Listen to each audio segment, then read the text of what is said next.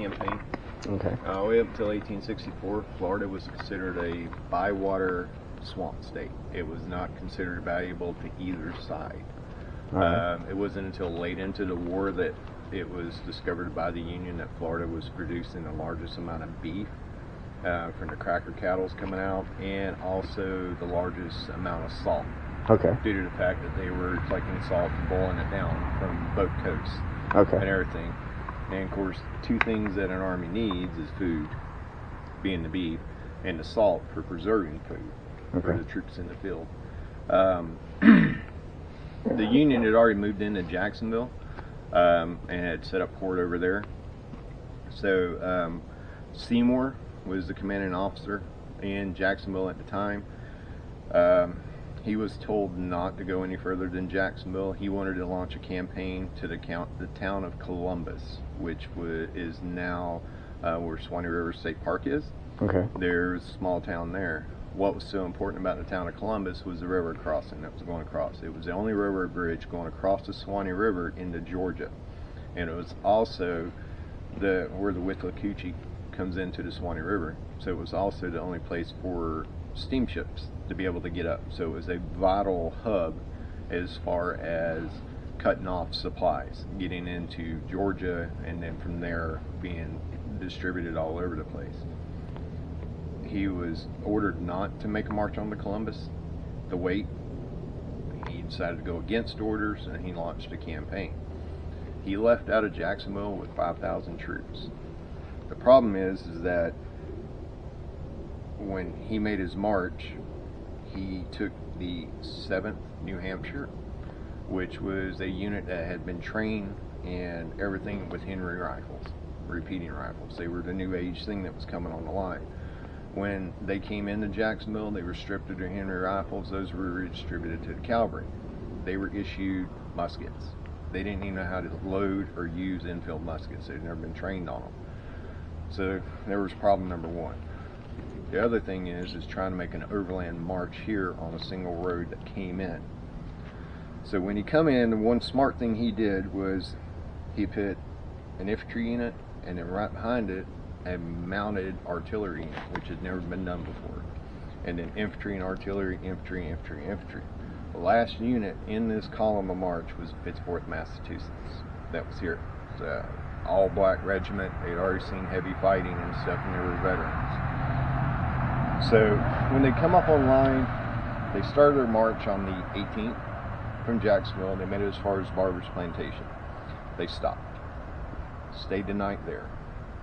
And when they came back out again on the 19th making their march into this area, they sent out skirmishers in the front. The Confederates, on the other hand, knew they were coming, so they had built earthworks up here at the town of Olustee, in between Ocean Pond and then Passable Bay Swamp that was there. The earthworks consisted of a 3-sided set of earthworks with field pieces in place, and then at least 3 companies of infantry, with 2 more that were coming by rail to get here. They were all Georgia units. There was no Florida units here that were involved other than the Home Guard that was here. Okay. Their idea was basically it was a perfect military text ambush. They were going to draw the Union into that kill sack. There was no way out of it. Once you were engaged, that was it. You were caught in a deadly crossfire, where their numbers would supersede theirs. Because at that time they only had 2,500 personnel. So it was sort of a small one-sided battle. So they sent skirmishers out. They met with their skirmishers here. They engaged them. Their skirmishers reported back to the earthworks that it was only a company that they were hitting. So they were like, screw it. So they sent a company up on line. What they didn't know was the column of march was single file. So as they engaged them, another company come up online. And then they were like, well, shit. So they sent back for another company of reinforcements. They sent a company up, they engaged that company. By the time that company come up, the artillery come online. And they called back and sent a runner back and said, look, now we're facing artillery. And by that time, Finnegan was like, you know what, commit everything. That's where the fight's going to be. This is where we're going to commit. And they sent up all their troops from the breastworks and come up. Now they come up online, but they knew the area. So as they come in, more of these companies started coming off the line. And before they knew it, they were in a pitched battle. This is not where they wanted to fight, but this is where the fight took place at. Some of the heaviest areas and most contested areas of the battle was this area through here, where rearguard action was fought by the 54th Massachusetts and the 8th U.S. Colored Regiment. They held the line while the white troops withdrew offline and left. They were the rearguard action. They took on 2 companies, took on 4 companies, and held them off that day. The other places, most of the battle and the bloodiest part of the battle took place is where we do the reenactment at. That was actually a fallow farm field from homesteaders. They'd already cleared it, it was plowed. They fought mostly there because it was an open area and it lent to their regiments how they would fight back then. Through this other areas out through here was what the area that you see. It's a lot of longleaf pine, a little bit of scrub oaks and stuff, sage and palmetto bushes. So they couldn't get into a line of battle. The Union couldn't, and it kept breaking up their formations and everything. So everything started pitching towards that open field and trying to fight there. Saturday night, it started getting dark. They backed off. Everybody went to their camps. They stayed the night. Next morning, when it got first light, they went back to banging at each other again. When it was all said and done, there was an even amount of troops on both sides because they had gotten their rail reinforcements from Georgia. The infantry units had come up online and everything. So it was an evenly matched battle, about 5,000 on both sides. When it was all said and done, the Union lost a little over 2,500 people, wounded, killed, or missing. The Confederates fared a little bit better and everything, where they were at about 1,200. But if you take and add up all the numbers to the number of personnel that were actually here fighting and everything, this was the 3rd bloodiest battle of the Civil War next to Antietam. The numbers keep changing as more evidence is found, more bodies are found and stuff to add to these numbers, but it was the largest and only major Civil War battle fought in Florida. There were skirmishes up and down the St. Johns River and stuff as the cavalry units made expeditions out. You know, we're only talking like 1 or 2 companies, sometimes half company strengths. They would bang away at each other. Natural Bridge, that was no more than about 3 companies on each side, and their last ditch effort to try to take Tallahassee, and they got defeated and stuff. But as far as the largest and only Civil War battle that took place, this is it in the state of Florida. All right. I'm proud of. Won. Yes, the South won, and they bought a little bit more time. So as we go through, I'll point it out. Now, where you're standing at now is your Union side of the line. Okay. The battlefield itself is a mile long and kind of in an open and everything. So everything from about where the grave marker is there, this way was Union, from that way back was Confederate lines of battle. Okay. The memorial that's over here, all of the Union dead, they were given less than a Christian burial by the Confederate troops because, well, they were Yankees. Right. They didn't really care. Right. They went through and scavenged whatever leather goods, boots, clothing, rifles, stuff like that they wanted. The bodies themselves, sometimes they were lucky. They got a shallow 2-foot grave, and whatever dirt was dug out was stowed over top of them. Most of it was they were just buried in pine straw and leaves and everything and just left to be. Animals got into them, scattered their bodies around, their remains. Hogs, dogs, coyotes, everything just got into them, tore them up. The town of Olustee itself got tired of the stench, so they pretty much piled the bodies together the best they could and buried them the best they could from where they found them, the bones. It wasn't until 1878 that the Army actually made it down, and the mortuary corps did. They finally made it this far south and started trying to do an accounting. When they got here, they reported finding skulls, bones, just scattered all over the place. So they went about collecting them up. And when they got enough to where they could say safely they had 300 bodies, and that's all they could find, they dug a mass grave, they buried them in it. They built a wooden cross. Well, tensions being the way they were, and they carried on, and they still are, The wooden cross slowly but surely started deteriorating, and this finally fell apart, and nobody really cared to erect another one. Records were lost. Nobody knows exactly where that grave was at. The U.S. Forest Service, National Park Service, and one of the universities got together. They came out with LiDAR radar and did a penetrating run across the graveyard over here because they had kind of an idea where it was at, and they found what they believe is the mass grave. So they erected the monument, give or take within 50-foot circle around that, and they were finally blessed. The remains were and given a proper Christian burial. Problem is, that's an active graveyard. So you have graves that were buried over top of that grave because they dug a hole that was approximately 25-30 foot down, and that's what they put the bones in because they didn't want to desecrate it again, and they buried them. And like I said, you've got graves in there from the 1900s all the way up to modern day. 2 weeks ago. Yeah, 2 weeks ago. Right. So there's no way. They've had groups come in to try to do ground penetrating radar over there to get the exact mark.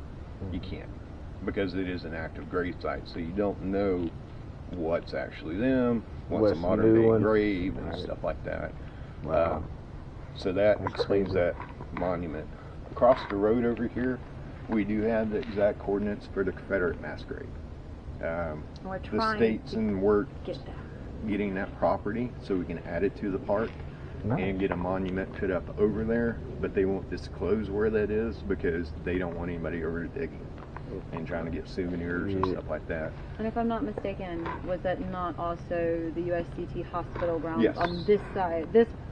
On that side on over that there, portion, yes. which The we're U.S. trying to colored get troops. that as well. Because the rumor has it that all the colored troops that were wounded and found on the field were executed, and they were not. All the ones that were walking wounded and that could make it, they were shipped to Andersonville, Georgia, and they served out their time in Andersonville prison. For once, their color worked for them instead of against them. Because they were black, they were used outside for manual labor, for cutting trees, expanding the fort, digging graves, and stuff like that. Because of their value as labor, they were fed. Yeah. Feed them, they still work. They weren't fed a whole lot, but they were given a hell of a lot more than the white troops that were inside Andersonville prison. Prison was originally designed to hold 2,000 personnel. At its height, it held triple that amount. And there was not enough food or water to feed them, so they were basically left to fend on their own. For finding their own food, they subsisted on bread and water from the Confederacy. They were executed for fun, and the stream that ran through it, the Confederacy did not build locks and stuff, nor did they construct latrines, so they were actually defecating upstream, and the men were forced to drink that water. If they had drunk the water, they died of dysentery, cholera, all sorts of other diseases. If they wanted fresh water, they either caught rainwater when it rained, or they were forced to dig wells. If they were caught digging wells, they were saying they were trying to tunnel out, and they were executed. So it was, you can imagine, July, August, in South Georgia and North Florida, there isn't a hell of a lot of rain. So these guys were going 2, 3, 4 weeks with no water.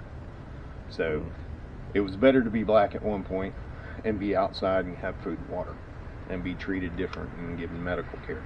Right. But like I said, how that ties back to here is a lot of the colored troops that were here were sent up there. And our cannons, the missing cannons, are Yes. at Andersonville. If you've never been, it's definitely a... So if you want to take a walk, I'll show you where the most contested and bloodiest parts of the battle were. Absolutely. That's probably where you're gonna. The last time we come out here, and I screwed around, and I stirred up a lot of bad stuff. So I'll show you. All right. You can totally catch something. We're a week out from the actual anniversary of the battle, and this year the reenactment actually fell on the anniversary of the battle. So we always stir up stuff when we do the reenactment, but usually when we do it on the anniversary, for about a month or so, it's a hotbed of activity. Okay, so I might have came in the Yeah. right time then.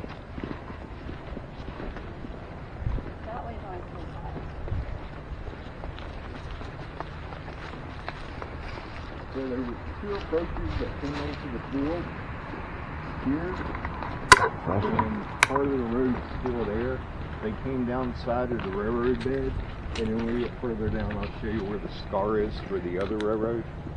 So the 54th Massachusetts and the 8th U.S. Colored Troop, this parade ground from the museum to here was their final stand. They suffered heavily in their casualties. Out of the, I think it was, they bring them, no, they didn't bring the full regiment. They had these, they almost lost an entire company. It was the 35th was the second half, but it wasn't the other full. They weren't trained. Right. And that was the problem, was the 35th Colored, U.S. Colored Regiment that was here. They were very green, had never been in battle. And they had faulty weapons, but they stood their ground. So the 54th was like basically from where those oak trees are to about the middle of this oak tree here. And then the 8th U.S. Color was from there to the museum. And then in the front part here was the 35th U.S. Colored Regiments. The 54th was the only one that had any combat experience. These other 2, this was their first battle under fire. And they lost most of their leading officers. When it was all said and done, when they started pulling back off the field, they took as many as their wounded as they could. They actually put them on a flat rail car.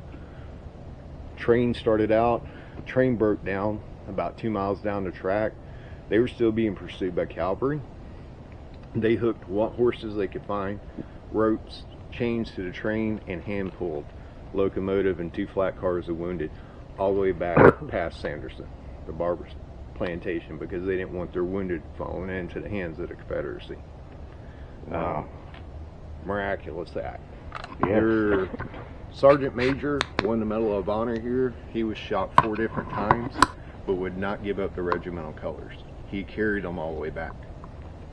He refused to be put on the rail car. He stayed and he walked all the way back with those injuries because he didn't want their colors falling into enemy hands. So a lot of people would discredit them, but to me, that's ballsy. Yeah, absolutely. But this is one of your hotbeds of activity and battle, because right over here you had the 28th, 27th, 24th, and 26th Georgia regiments going at it. These guys were running out of ammunition. They had full packs. And so, they had 4 different regiments coming after them.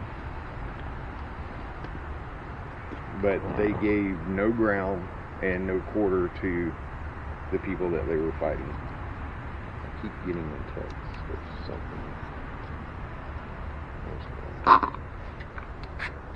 This battery's already dead almost.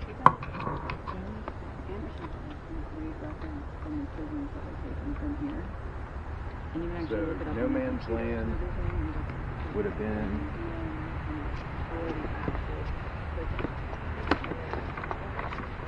about in the corner of that tent right there, back down to the tree line here, this open area. This would have been no man's land here.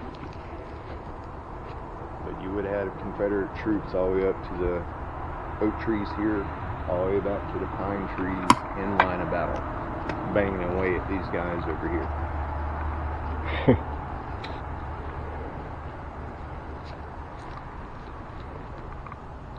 That's a lot of area.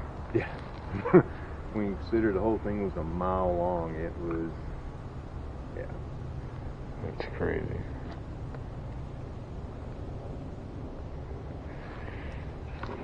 Go back down this way towards the Ballard Farm Field. One of the other, in the early part of the battle, Langston's battery, which was a Union battery of artillery, mounted artillery, it came up, and we'll pass by where they were at. Their guns were actually captured, and the Confederates turned them and used them against the Union troops because they couldn't spike them and they couldn't move them fast enough to get out of the way.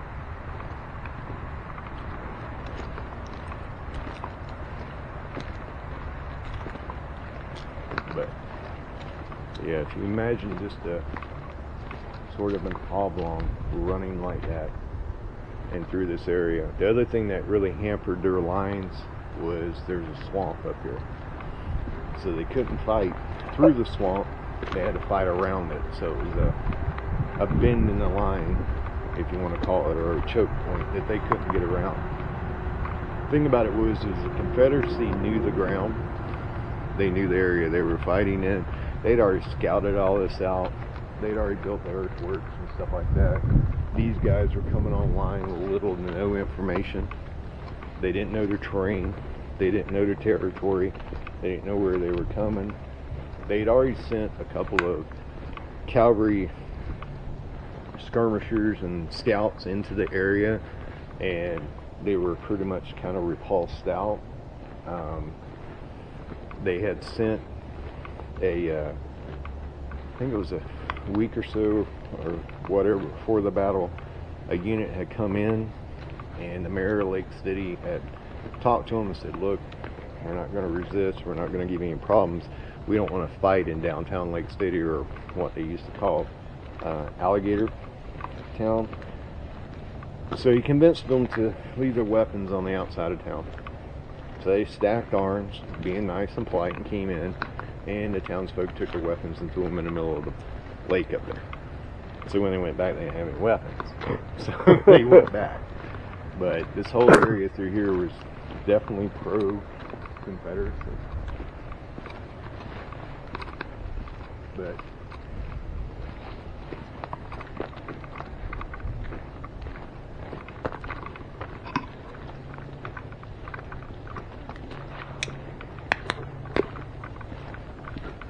yeah, the last time we come out and did a paranormal tour, I stayed in my first person address, and the group split up, and we were over on the Confederate side, and the gentleman was like, is your pistol loaded? And I was like, no, I only have caps in it.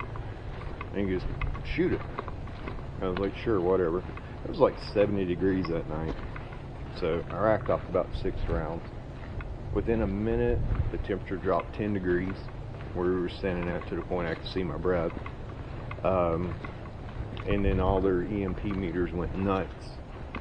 And then he was doing a voice recording, and he picked up several recordings, and we watched basically what I would consider Confederate pickets work their way. Of course, we had a full moon, but you could see them working their way from one tree to the next, to the next, to the next, trying to get closer to me. And when one of them got close enough, he picked up a voice record and played it back, and it basically was a voice saying, you need to leave and get on your side. And I was like, all right, I'm gone. We came back up, and then I was like, told her, I was like, dude, I really got to take a whiz. And she was like, all right. I said, well, I'm going to go over there where they set off all the pyro stuff, take a leak. I'm over there taking a whiz, and I hear something breathing real heavy behind me. I was like, I'm not turning around. So I called her, and I said, look, is everybody in the group up there? And she goes, yeah. And I said, well, I'm coming back to you, but I'm not coming along. She goes, what? And I sped up coming through the sagebrush, and I could hear 2 other people behind me coming through the sagebrush, breathing real heavy.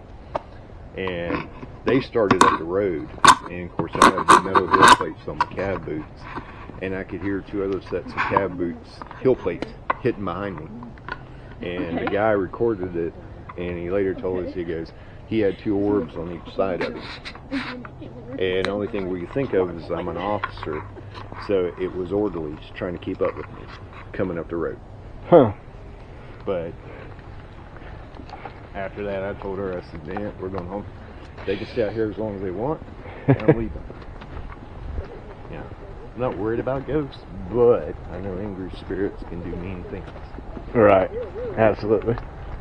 So, back over in here, back up this way, he had Langston's battery, and like I said, their guns were captured. Most of his guys were killed, and the Confederacy actually pulled the cannons and took them away from them, pulled them onto the line of battle, and turned them around and started using them against the Union troops.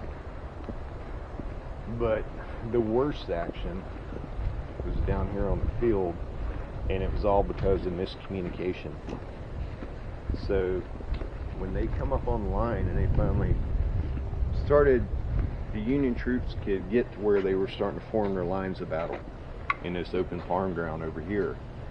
The 7th New Hampshire came up on line. Now remember when I told you about the 7th New Hampshire? They'd trained with Spencer repeating rifles and Henrys. They'd never trained with Enfield muskets. They didn't know how to load them. They basically were given a crash course on the march on how to load. Well, at least 20% of them didn't even have firing locks in them. So they didn't even have a firing mechanism and stuff.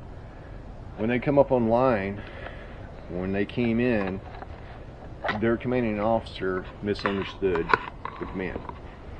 And he thought he was told to go to the far right of line and form there. His unit crossed all the way across the front of the line of battle, taking hits all the way down. Gets all the way down there, and it's like, you're in the wrong spot, Colonel. You were supposed to form second of the line. And he goes, okay, all we all know there. Yes. He turns his troop again. They start back across the line of battle. Now they've already run across, basically a half mile. So now they're turning around running back, taking rounds, and taking fire the whole time. Their commanding officer, their XO, and one of their captains was killed on that next run up.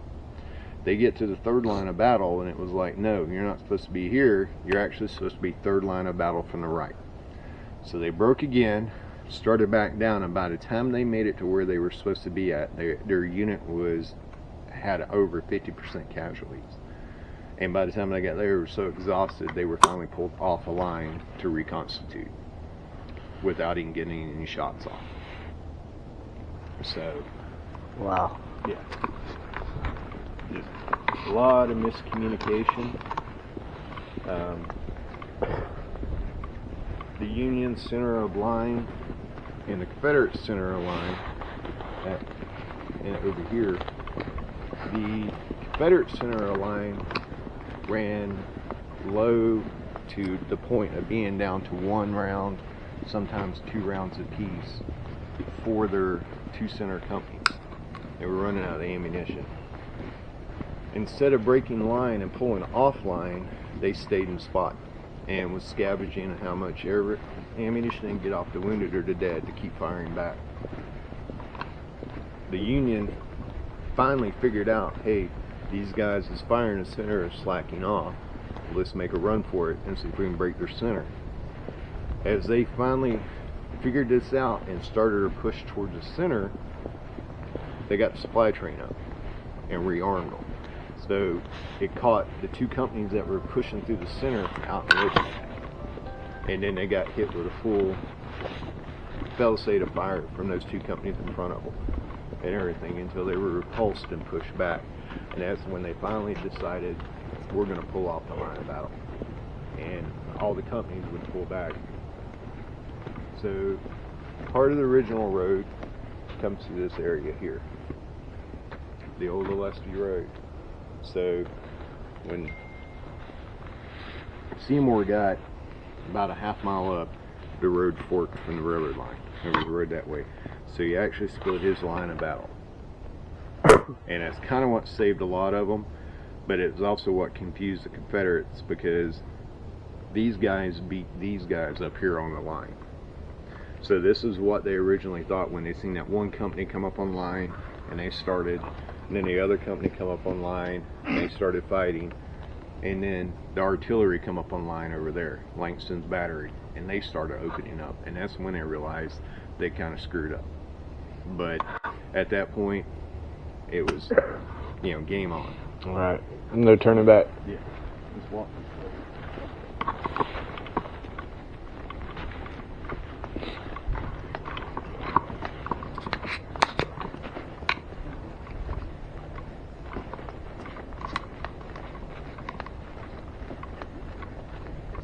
What Pete want?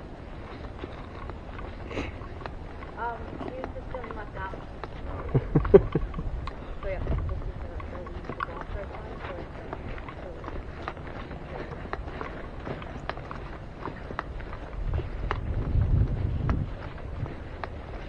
imagine this area, we burned it before the battle to make it a little bit easier.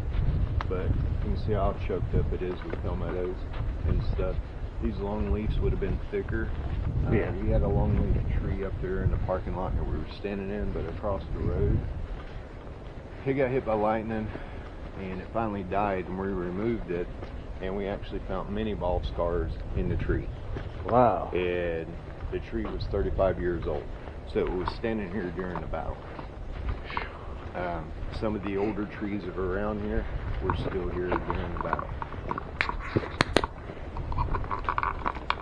It's nothing unusual to find bones, mini balls, pieces of horse bridle, bits intact.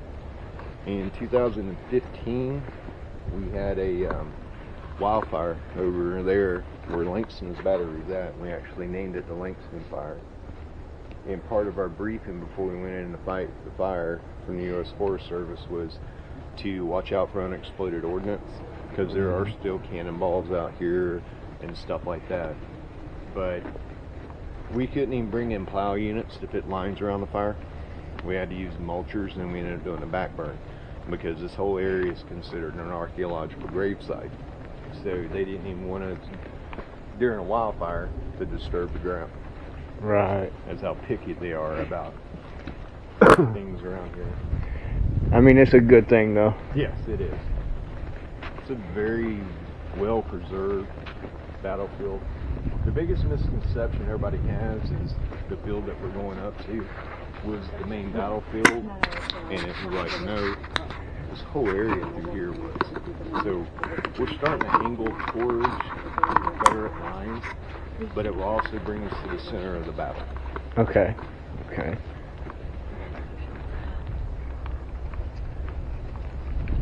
So if you know anybody who's looking for a temporary part-time job, we're hiring at the park.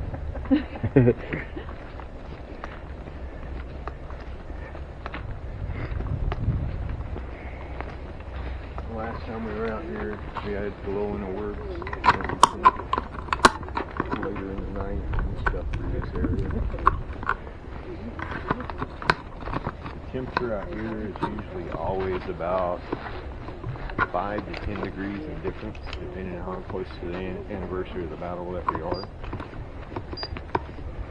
So you'll probably get temperature fluctuations up and down.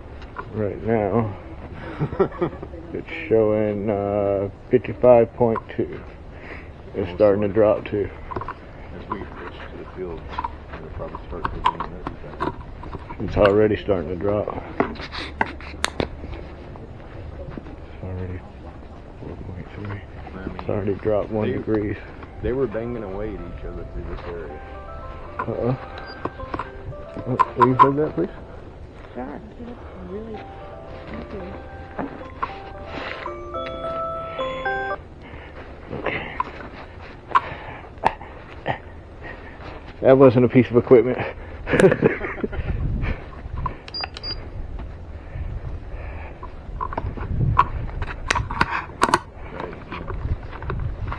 Right now.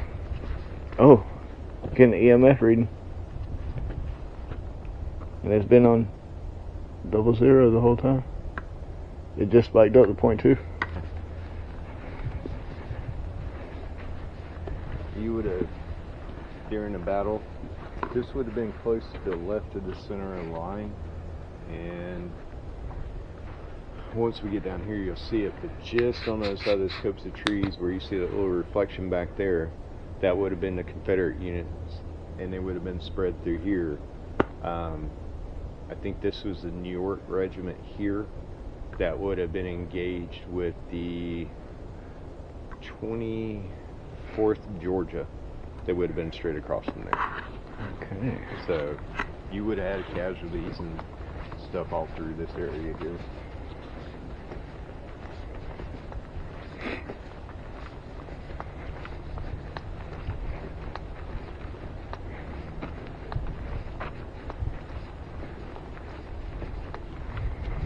You gotta imagine these guys were used to pulling garrison duty over there around Fort Clinch, Yulee, Callahan area and stuff like that. So all of the Union units that would have been coming online would have had all nice shiny brass. All their leather would have been polished and everything else, because they're used to being around the fort and everything like that, and not in combat. Versus these guys, everything would have been dull. It'd have been harder to pick out. One of the Wisconsin units that was here, their commanding officer, he was from Wisconsin, and he wrote in his unit, in his diary, and so did one of the New York commanding officers, talking about the nasty little brown men that were up in the trees sniping the officers and everything. There's never been any mention of Native Americans fighting with the Confederacy during the Battle of Olustee. Nothing written in history books. So myself and Jimmy Ellis, the ranger that's out here, were trying to research it to prove a point that they were here, because there was a contingent of Seminoles, Cherokee, and stuff like that fought with the Confederacy. And it's not far-fetched to believe that they wouldn't have been here at this battle fighting creeks and stuff like that on the side of the Confederacy. So finding that is kind of like a little hidden treasure that we can prove that they were here, because it was not known for Confederate troops to climb up into the trees a whole lot and snipe, but they would have and everything, because they could get up in the trees and hide a lot better. So this is the actual battlefield itself, or one part of it. This was that farm field I was telling you about. It's 10 acres. Starts from that tree line, runs all the way down to that tree line over there, and it's about 2.5, almost 3 acres across. So this would have been the strong center of your line here for the Union troops in this area through here. And this is the area that the 7th New Hampshire would have started their run back there, all the way across here to the other side over there, and then all the way back, and then once again all the way back down before somebody decided, hey, maybe you guys are wore out, we need to pull you off the line of battle. And they never really got a shot off. And lost half of their troops. Yes. Over half. Over half. Do you want to go towards that side? Yeah, you will. Like I said, it's like I said, it's been a Union center line.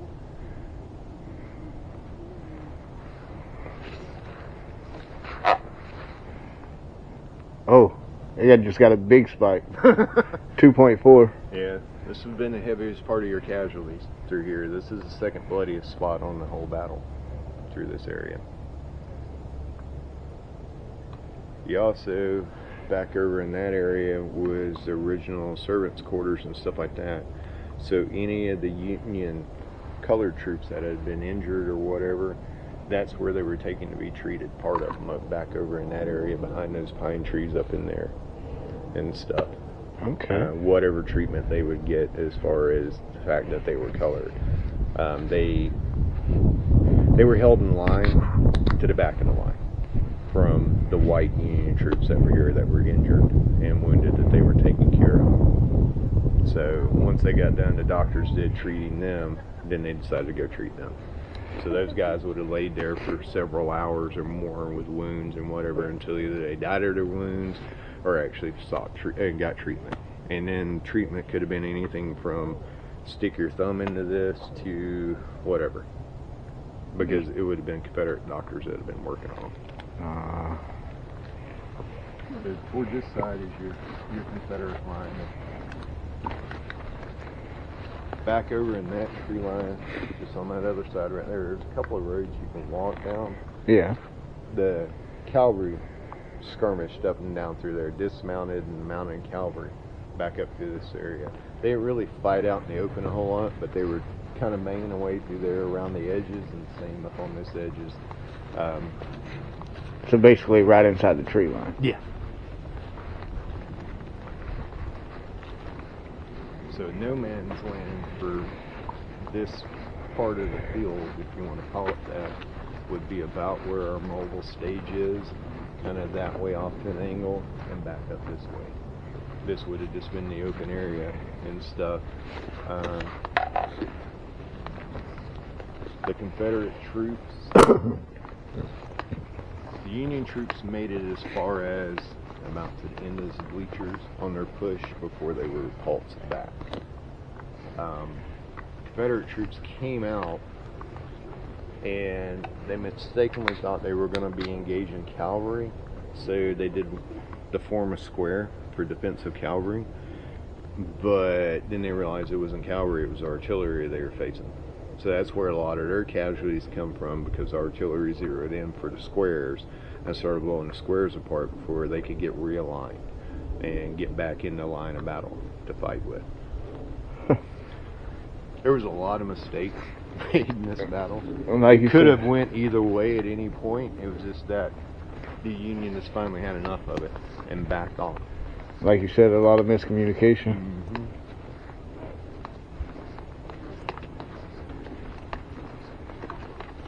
So your Confederate infantry would have started forming.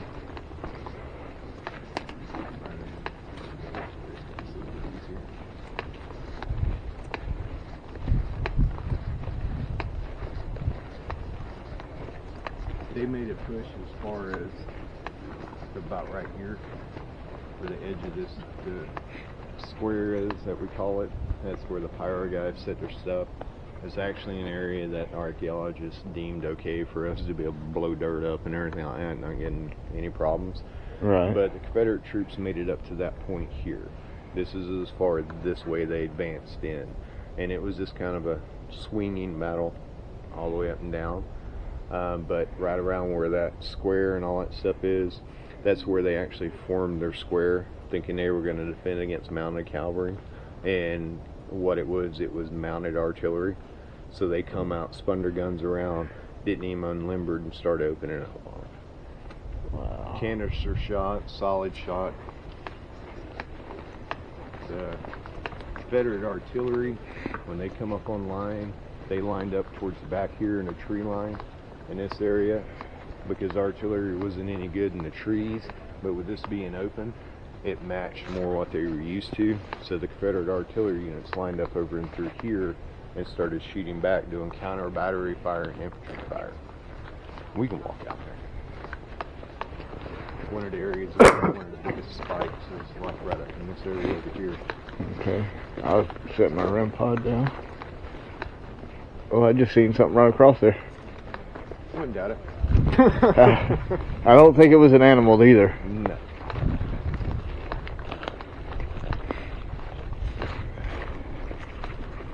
But you are now in Confederate lines. And some it of would be going that way for about another half mile that way. You know, like I said, then you went up that way. They hit the swamp there, bent back this way, and then reformed almost like a straight line that way up to the railroad track.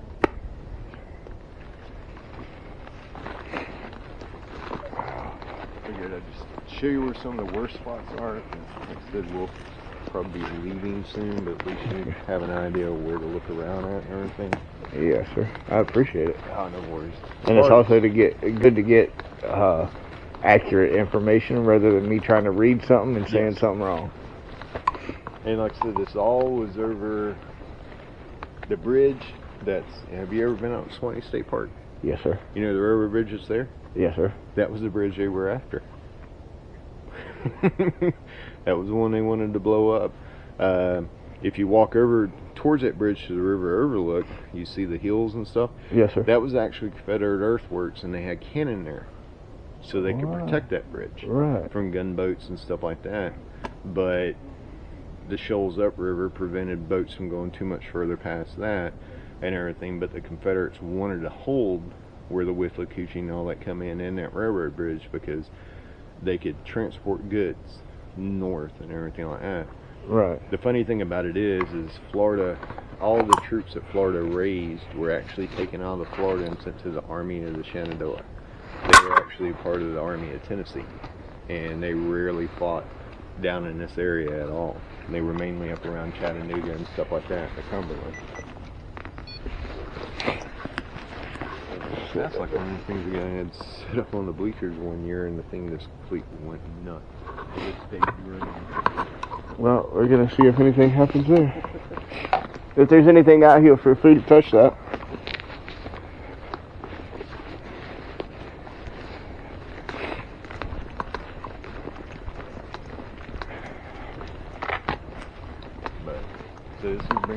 much this is the center of the Confederate lines here. Like I said, you had all the Georgia regiments through here. What happened was Finnegan sent word back that he needed reinforcements, and they came out of Madison, just the other side of Madison, Thomasville, and about Austin area. And the quickest way to get them down here is they put them on rail and they actually ship them down to the town of Olustee, and they offloaded on rail there, and then force marched up to this point. Because originally, like I said, they started off, it was an uneven amount, and they just kept getting reinforcements in onto the field for the battle by the next day. This area through here, Finnegan was commanded by Johnston, who was actually stationed in South Carolina. He was in charge of the southern campaign area for the Confederate Army. Okay. And stuff. So that's where he received all of his orders from and everything. And when Finnegan got wind of the movement and stuff like that, Johnston was like, what do you need? And he goes, more reinforcements. Because at that time, all he had was a home guard that was here and like 1 or 2 units of regular guys. Yes, sir. And he's like, I don't have enough, I need more. So Johnson had all those people come down by rail and start coming in and reporting in. Like I said, they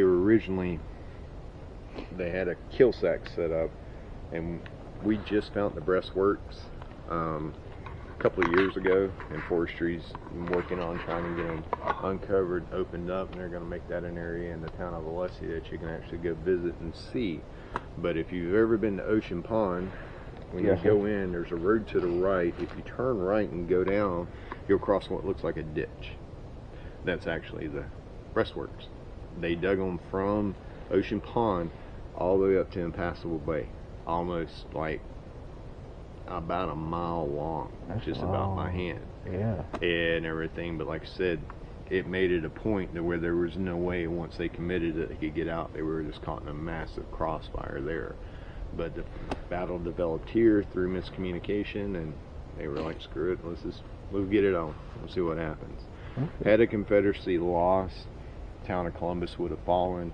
They would cut the rail line, and there would have been nothing between them and Tallahassee. Just a straight shot there. Pretty much. And everything. They tried again from the western side coming out of Pensacola, and they got stopped at Natural Bridge right outside of Tallahassee.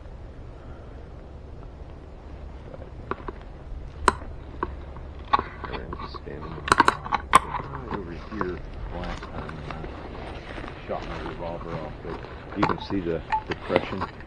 Oh yeah. This is where the little road comes through. Oh yeah, you can most definitely see it. There's a little bit of the old homestead back over behind the trees there. There's some brickwork and some logs and stuff like that. Oh wow. But this whole area right here, like I said, it was a farm field, and it's February, nothing's really growing, so it was just open. So it lent to their lines of battle in March, so they could actually get in the Union to start lining up and coming in by companies and everything. And so naturally this ended up being kind of the center of the line, and where, like I said, the second bloodiest part of the battle consisted of through this area. And you can actually still see where the road is. The road's car going through. Huh. But it meanders its way on up through the woods there. And that's the trail they took, or road they took, I should say. That's what they followed coming in on the line of battle out of the woods. And like I said, when he split his column, and you had the first column, this was the column that was engaged first. And then they started coming in from that way and trying to come down and push, and they just kept spreading out further and further and further. And then, the whole battle took about 4 hours. 3 hours into it, the Union decided we're going to pull off the field. And the 54th, the 8th U.S. Colored, and the 35th Colored Regiment were the last ones in the line of battle. So they were the freshest troops that they had, and they pit them on to fight a rear guard action, like I said, starting from that museum all the way to the railroad bed there. And they held off the remaining Confederate troops that were not wounded and still had ammunition, all started converging on that point on top of them. But from all accounts that we had, they never give up an edge of ground until it was absolutely all of the troops, the remaining white troops that were here and their wounded, had gotten off the field, and they were still fighting, coming back.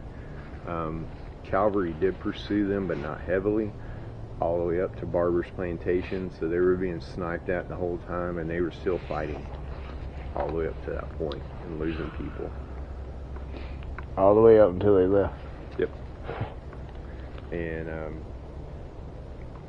all the records indicate that all the wounded Confederate troops, the immediate wounded, were treated here. We believe their hospital was back up over there, and then the ones that could be transported safely by wagon and stuff like that, they were transported from here to Madison. And large old plantation house that's sitting there in the middle of Madison, that was actually converted into a field hospital. And that place is supposedly highly haunted. Be some place else to go check out. Yeah, it's open. Yeah, it's open to the public, and they don't mind you going in and doing little ghost tours and stuff like that and everything. Cool. Because that's of definitely something I have to what check it was into. used for. Absolutely, because it all ties into this. Yes. So absolutely, I would love to do that. I'm glad I got that on video so I can remember it, because I'll forget. Stick around here long enough, the closer it gets to midnight, the more creepier shit gets. Hey, I like the scary shit stuff. Like I said, I had my last run-in with it, and you can see that's what's left of one of the old long leaps that was out here during that time. And those, you said some of them had scars from the sabots and round shot and stuff that went into them and everything like that. Oh my goodness. Because those trees could talk. Yes. No, I heard it earlier when we was walking that way. I was telling her that I heard somebody sound like they run their fingers along the edge of the tent up there that we had set up and stuff. I just heard it again though. Oh, sorry, didn't mean to. No. Yeah, I heard it too. Like I said, when we were here, we had the benefit of it was a cloudless night and a good moon, but when I fired my revolver, I was standing there, and we actually watched shadows start from that corner, working its way all around to there, and then that's when he got that recording of whatever it was telling me I needed to get on the other side of the field. I went and opened. I was like, well, because I told him, just joking around, I said, well, I'm going to go pick some of these things off over here because I'm in the wrong color again on the side of the field and see what happens. You accomplished it, didn't you? Oh, yeah, yeah. They had fun. I mean, they stayed out here for another couple of hours, and they sent us some pictures and recordings of different things they've heard out here, people talking and everything else. So that's what's creepy, because there's nobody around this area. Right, It's all forest. And the only light pollution you have is from the Baker CI over there, and it's not so much as bad as it used to be. But, and then you have the museum right there, and that's it. So any other lights you see around through this area, it's the road's right up there. Not normal. Yeah. Especially if you see them through here, Yeah. this area, and back through here. Have people There's no seen roads. like lanterns and stuff coming through here? Yeah. The ranger that works out here and everything, he says after the battle, the door open and slam up there by the old ranger residence all the time. Things will get turned on and then turned back off and stuff like that. So. Huh.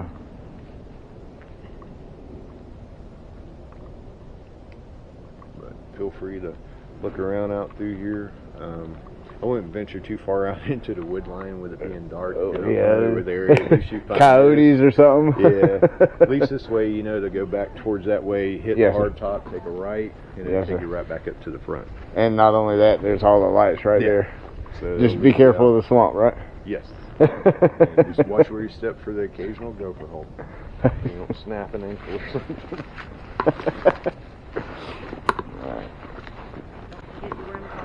I'm not. I'm fixing to pick it up. The place to put that, I think, would be down by the corral or up here at that side. Yeah, you could do it down by the corral because we accidentally discovered everything, Don't but say it's that great. on a camera. No, we don't want anybody. Because we don't want anything.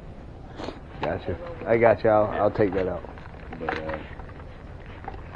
those we know are Confederate. So that's the reason why we think the hospital is back here somewhere. I don't know what that was. Hmm. Oh. Okay. Bottle of bug. No, I just went to go pick this up and I started choking.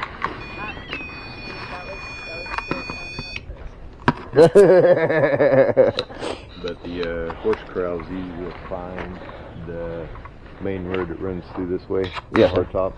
You'll follow it down. It's on your right hand side. You'll see it when you get by it. But I would look right around in there because, like I said, that's where those and stuff like that. Okay.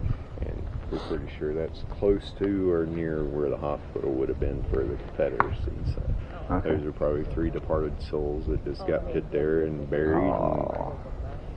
That's so sad Forgot to think about, yeah. Yeah.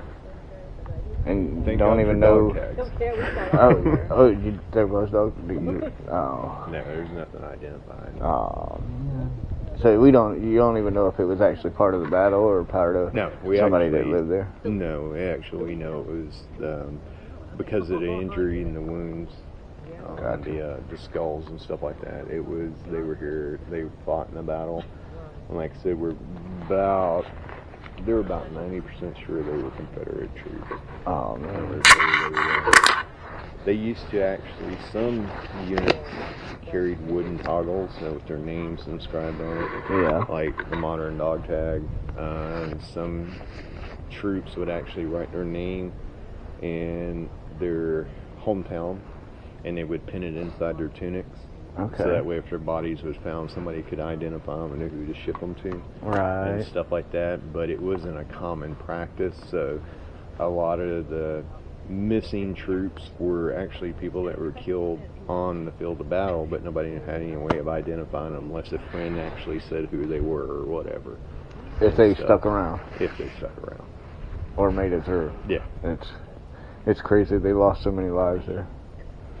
But yeah, you consider Like, well, I don't know. I didn't unlock the door and say, here the you whole go. war, there was 611,000 Well, most of them were people, citizens killed. And just here, on the one side, it was you said 1,000. Yeah, close to 1,000, close to 1,200 on the Union side, and close to like 200 to 300 on the Confederacy Right. and stuff. That's still a lot of lives. I mean, About especially 5,000 for one, troops altogether. Yeah, that's especially for a 4-hour fight. yeah, 4-hour battle. But the Civil War it was a war fought, and the weapons and stuff like that outpaced each other. And by 1864, we just gotten really, really a lot better at killing each other. That's horrible to have to say, isn't it? But it's the truth. Right. Most historians will tell you is like by 1864, that was the bloodiest year of the battle or the fight, and the only reason why is by that time it was all veteran troops, and they knew what they were doing, and they were good at what they done. There's a reason why they were still there. Yes. They'd already made it for almost 3 years. So. Right. It was possibly closer to 12. No, the main casualties were within 4. That was what the Briggs Board had found for new visits. To where, yes, it was 4 hours that it raged, but the battle itself possibly lasted longer than 12 because of movements and things like that. But it's not proven. right. Well, if you take in the skirmish Yeah. the day before between the cavalry units and some of the infantry units. Well, we're and working stuff. on that timeline for the new museum that'll go across the wall. So we're trying to place the timing, and that looks really dangerous. The light can shine on it, and it looks like that's really thorny. No, Oh. it's just No, I'd love to fall on that. Move around it. So yeah, but main fighting and nastiness. Probably felt like that. Yeah. we will leave y'all to the spirit hunting and Thank you so much. there have been a lot of people that were wounded or dying or dead. And we've had a lot of reports of this section of 208 having activity in the Okay. past. At least that's where most of the incident reports have happened. Yeah, it's all through this area. Well, Yeah. see, just about all that I've been listening to on that, when whoever talks, when you hear them talk, sometimes you hear that background when other soldiers were talking and doing other There's the cattle And it would have figured that corral that they used after the war was over to sell cattle. Here's the old scale.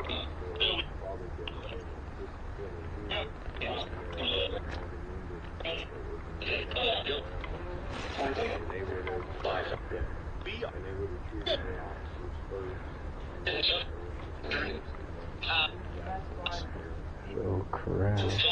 And this was one of the haunted spots that we want to check out. Let's check it out as soon as our investigation starts.